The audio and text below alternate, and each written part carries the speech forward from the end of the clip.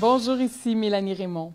Le 17 janvier dernier, le ministre des Finances du Canada, Jim Flaherty, a annoncé de nouvelles mesures visant à réduire l'endettement des ménages canadiens.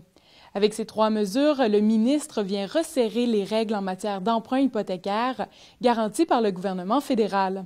Pour en savoir plus sur ce dossier et l'impact de ces mesures sur le marché immobilier, je rencontre Pierre Langlois, qui est directeur des relations gouvernementales à la Fédération des chambres immobilières du Québec. Pierre Langlois, bonjour, merci d'être avec nous aujourd'hui. Bonjour, merci de l'invitation. Pierre, pouvez-vous nous expliquer les mesures annoncées par le ministre Flaherty? Oui, alors le ministre Flaherty a voulu un peu calmer le jeu dans l'immobilier canadien. Alors, il a annoncé 3 mesures pour restreindre un peu les règles hypothécaires. La première mesure vient réduire l'amortisation maximale qui est à 35 ans sur les hypothèques garanties par la CHL. Il est réduit à 30 ans.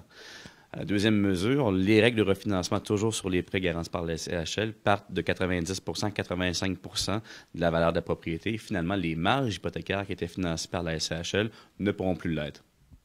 Et quel est l'objectif du gouvernement avec ces nouvelles mesures? Le gouvernement a 2 objectifs.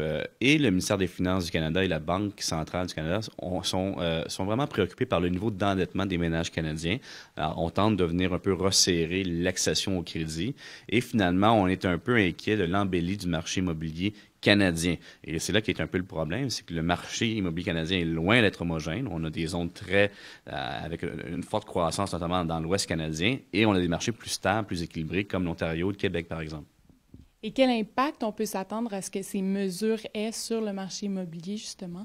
On va regarder ce qui va se passer au niveau du premier acheteur.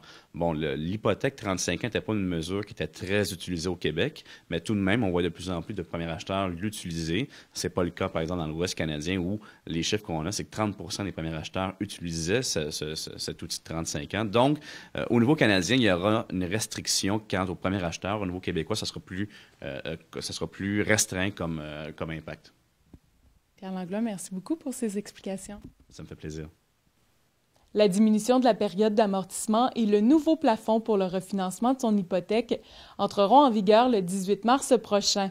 Quant à la mesure visant les lignes de crédit garanties par des propriétés, comme les marges de crédit hypothécaires, elle s'appliquera à compter du 18 avril 2011.